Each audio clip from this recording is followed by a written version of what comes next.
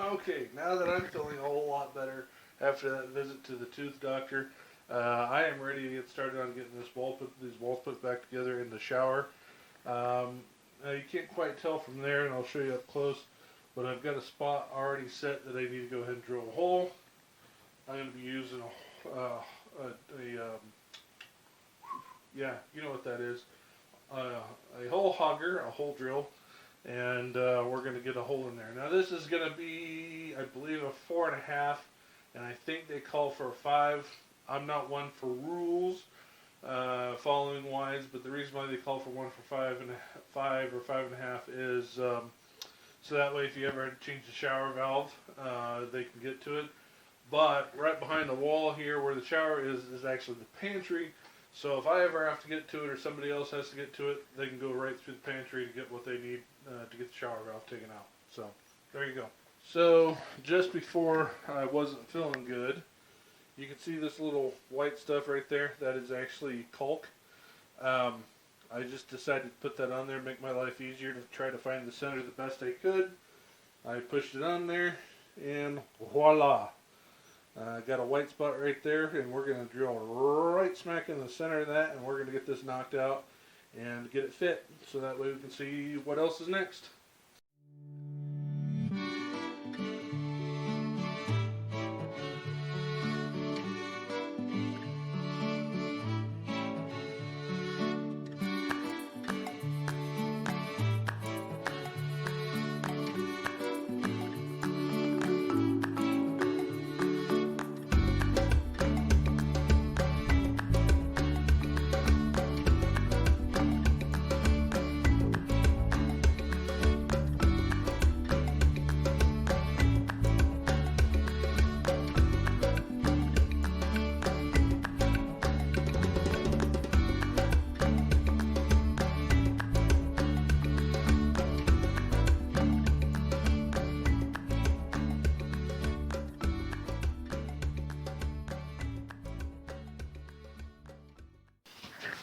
I think I got it. I can see you.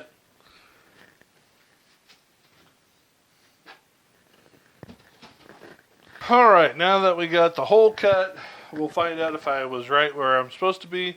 If not, I guess I'm in trouble and I'm going to have enough to cover another sheet. It is what it is. I still got to get stuff from the store, but I don't like having to waste product if I don't have to. So let's take a look and see if we got this thing in there in about the right place.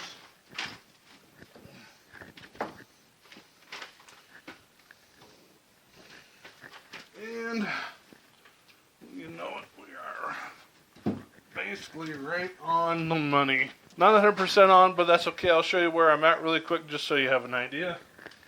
I just missed it by that much. So you can see I'm real deep right here. I need to trim it out right to here and we'll be okay.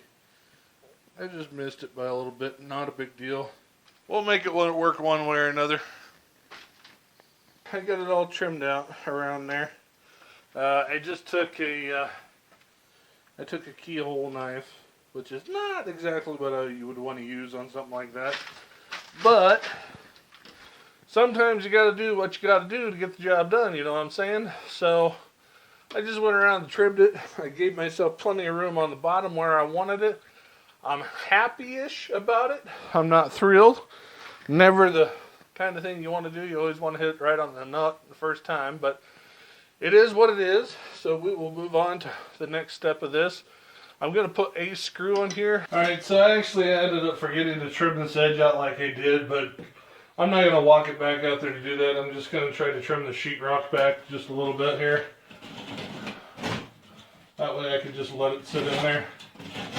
Make my life a little easier.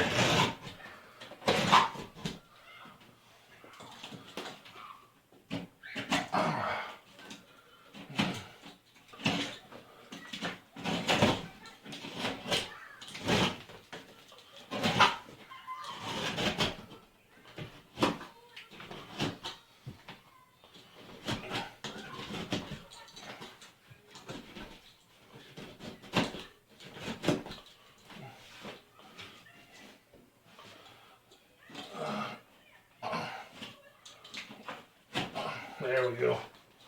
That'll do it.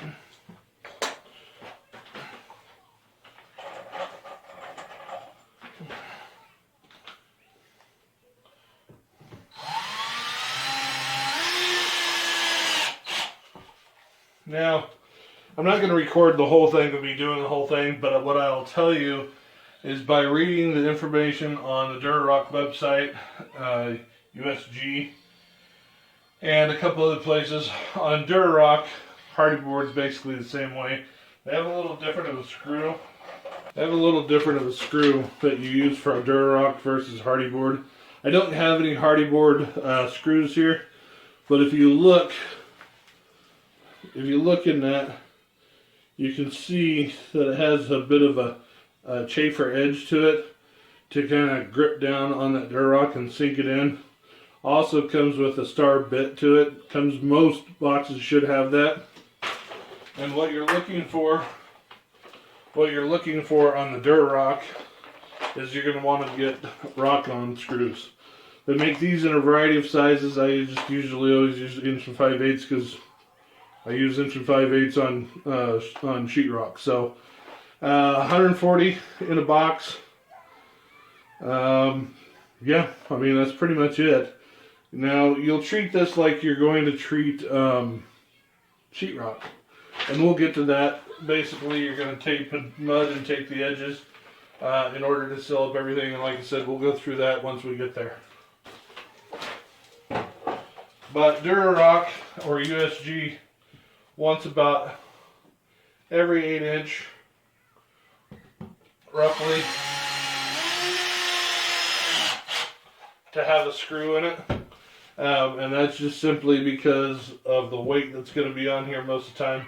Plus, you have to remember, this is not a full concrete board. This is a concrete mesh, so it has a meshing into it. So if you look at that right there, it has a mesh right there, kind of like a fiberglass mesh, but that's concrete.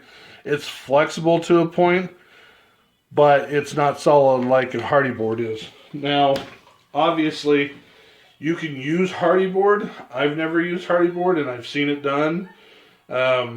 I guess my preference has just always been Durarock, just because I know the product. It's not to say, again, that you can't use hardy board, but I just don't see it as I guess it's, to me, it's too stiff a product to use. To me, I would be using it on the floor. That's just me. But some guys have a preference for it. So I'm going to go ahead and knock this out really quick. I don't know if it's something that you guys need to see, so it might not show up in the video.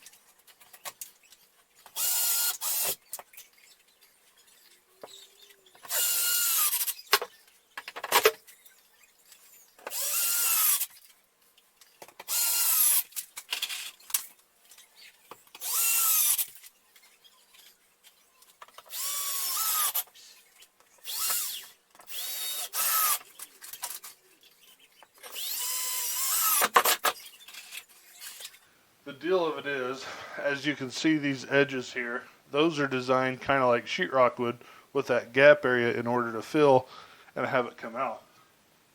When you're budding like sheetrock and you try to get away with that, get away from that as much as possible, this will create a hump. And it will cause a problem when you're doing tiling. So you want to try to get this as smooth as possible without any big humps in it. Now there's a lot of people that say, don't worry about it, just slap it on and rub it off a little bit and it'll be fine. Well, I did that on my last one because I was real petite about another one. The last one I just went, okay, whatever, slapped it on there, and it created a real big hump problem in most of the wall where I had done that. And you could see the tile moving when you did the spacer on it to level the tile out. It actually created a bit of a wave. So about the same consistency as joint compound.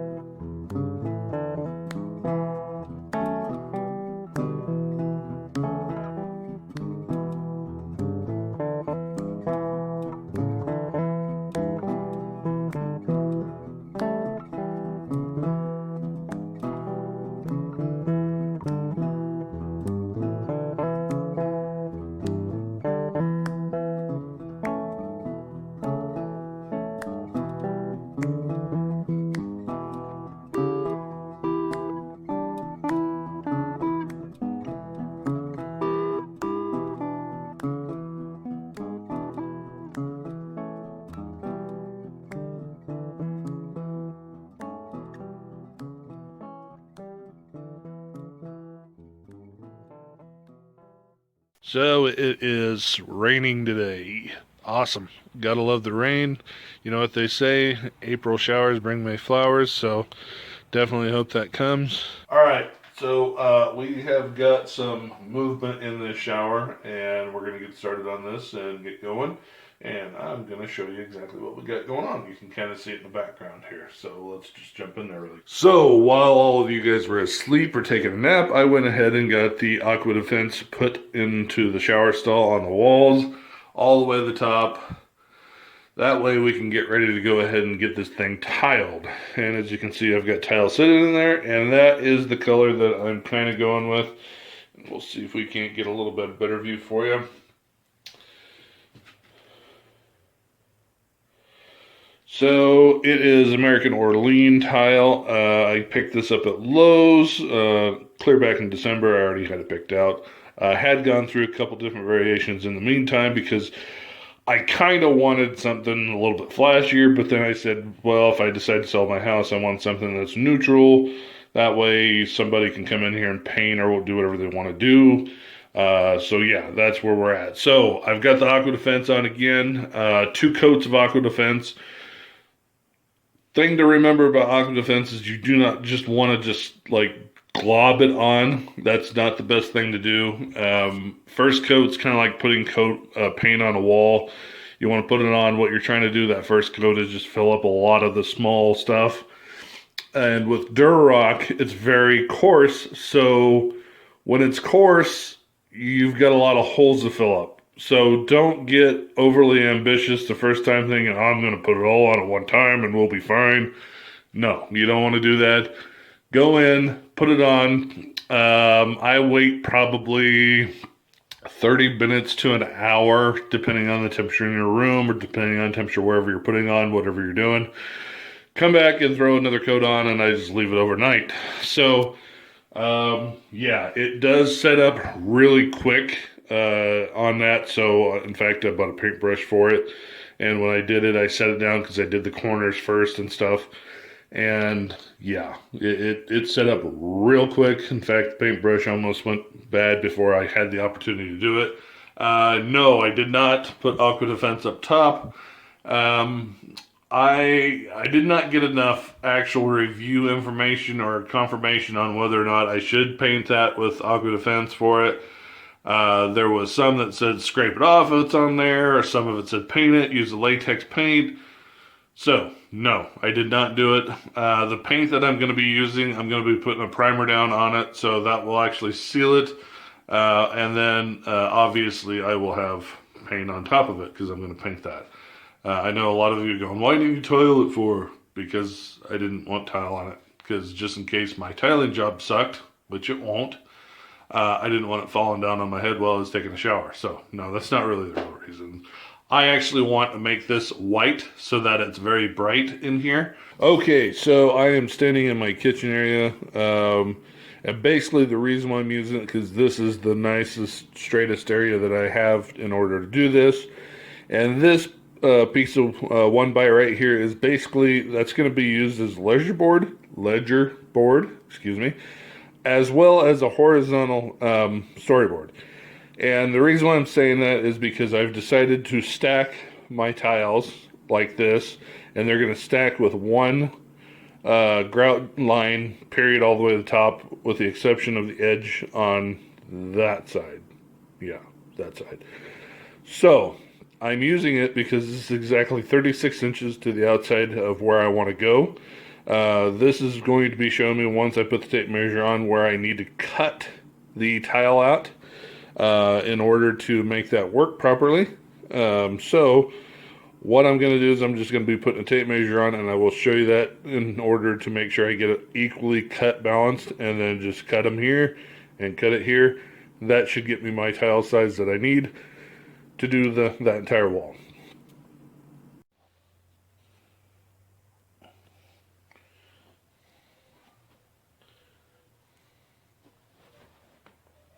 Now, where's the tape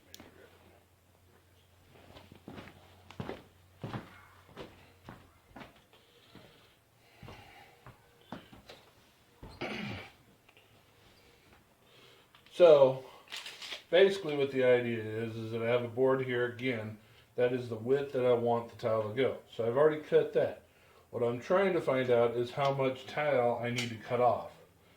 What I want to do is make sure that I have enough tile on either end of that I'm cutting off. That way the center here is right in the middle of it. Because the last thing that I want to do is have the tile offset one way or another so far that it looks weird in the shower stall. So what I want to do is make sure I have equal amounts that are coming off here. Obviously I could go by how much the tile there with the 1/8 inch space in the center is, but at the end of the day I also want to make sure that I'm getting equal amounts in the partial directions. So let's get busy.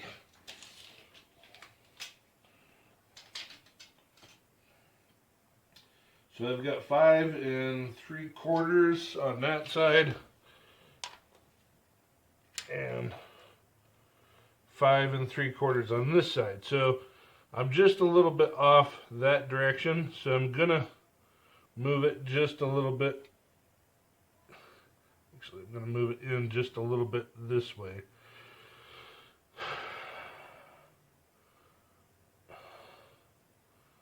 That puts me right at 5 3/4.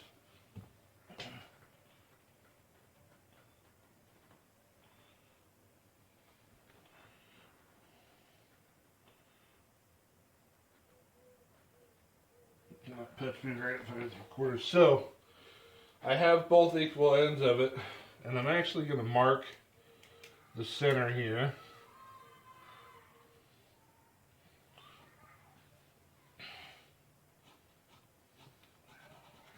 That gives me a center line. So now I can go ahead and get this cut at 5 3/4.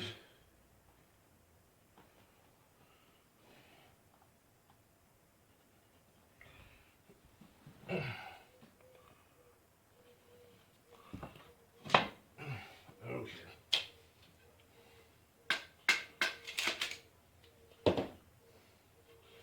And what I'll do is I will actually grab a speed square and get those lines cut, or a full square like a sheetrock square, and get the lines drawn on those, and that way we have it.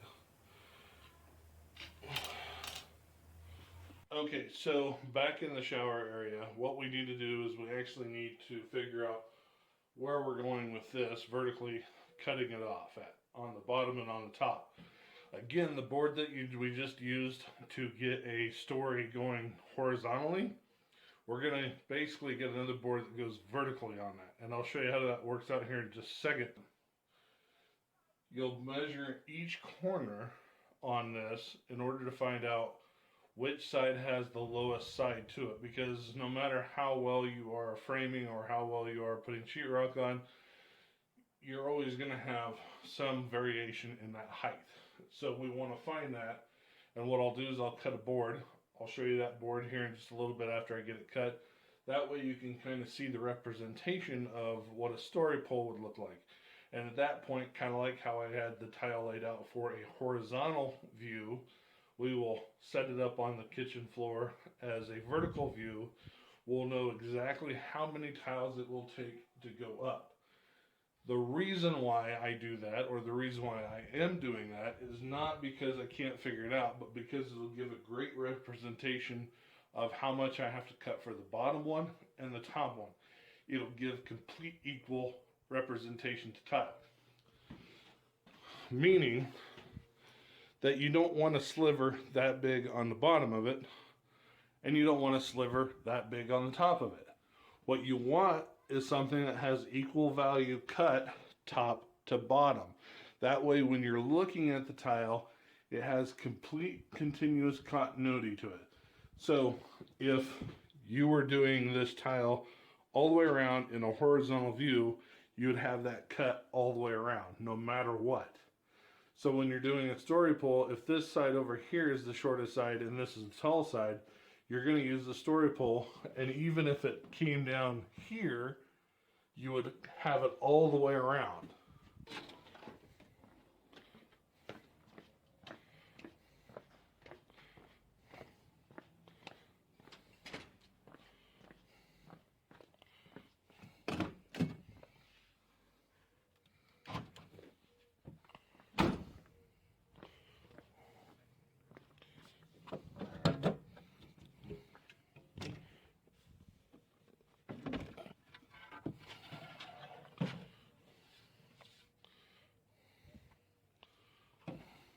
Alright, so the key to it is getting the straightest pole that you can possibly find, or post that you can find, or 1x, whatever you're using, in order to get it laid out. So I'm going to go grab some tiles, we're going to get it laid out.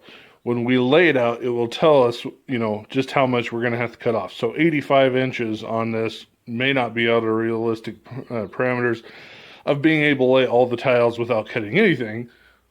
That's yet to be seen, so hang in there. So I've got it all lined up, just exactly where I want it lined up on there. And you can see I just have just like about maybe 1.5 inches, close to 2 inches there that needs to be cut. So I really have a decision to make. Do I just leave it right there at 2 inches and be fine with it? Or do I slide this down in order to get somewhat of an equal cut to it? Okay, so I know you guys didn't see this, but basically what I did is I made the adjustment from top to bottom. Whew, sorry, I'm out of breath. By pushing the tile down. So basically what I got was 5 inches here cut off and 5 inches there to cut off to make an equal amount. Alright guys, so I have the tile laid out as far as the horizontal, the vertical, how much tile, where I'm going to have to cut at, and that's where I'm going to stop. I'm not stopping because I don't want to show you guys how I'm going to tile this. I'm stopping because it's going to take a few hours to get that tile cut and get it laid out the way I want to. And also, I've kind of been flopping back and forth, so my decision on how I want to do the center one has changed. So, what I am actually going to do in this one, and it's up to you guys to do this, is to help me out with this. And I don't know if I'll go with you, I may go with you, I may not go with you, but the question is on one section of it. I'm going to go horizontal up the wall on both the outside and inside wall here. However, the center one, I'm thinking about going vertical, which changes the dynamic completely 100% on this. It gives it a different flair, it gives it a different look. So that's the reason why I'm stopping, is because I've been going back and forth on this entire wall right here, and I don't know what I want to do with it. I've thought about using a different tile in here. I've thought about using the hexagons on here and going up the wall. But I know I'm going to want to use the big 12x24s. I just don't know how I want to do the layout. So I don't want to get vested in this and then have this be the hiccup. So I'm stopping where we're at right now today. One, because I'm out of time and I've got some of the things I've got to get done. And two, this is a consternation right here of how I want to do this. So with that said, in the comment section, on that back wall, or the wall that you're going to be looking at when you first walk in, vertical or horizontal, you tell me. That'll help me make a decision of which way to go with it, and then we'll get it done. And on the next video, you'll see the entire tiling process go up. We'll get this thing knocked out and move on and be done with this section of it, because frankly, this is the hardest part of the whole section, has been the remodel on that. And I've been dragging my feet. Yes, I have, because I've just been putting it off and I haven't wanted to do it. Also, life kind of gets in your way as well. So, we get past this, we get the rest of this thing done and knocked out, and move on to another project that might be more fun. I doubt it, but it might be more fun. We'll see. And get this wrapped up. I am ready to be out of this bathroom. I'm ready to be outside. It is spring, it's lawn goal season, it's fence season, whatever else I can come up with in the middle of the spring and summertime to be putting together, because I have a lot of projects. I still have hardwood floor to get done in my house and carpet to get done that I like to get put in as well. So thank you for watching. I appreciate you all doing it. I know that sometimes it's hard taking time out of your busy day to do it, so it means a lot to me every single time you do it. Make sure you hit that big thumbs up button. Keep giving me likes. Get that motor running for YouTube, so that way more people will find my channel. You can always find me on Instagram at Think It Then Do It. Follow me there as well, and I appreciate everything that you guys do. You all have a good day, and we'll see you soon.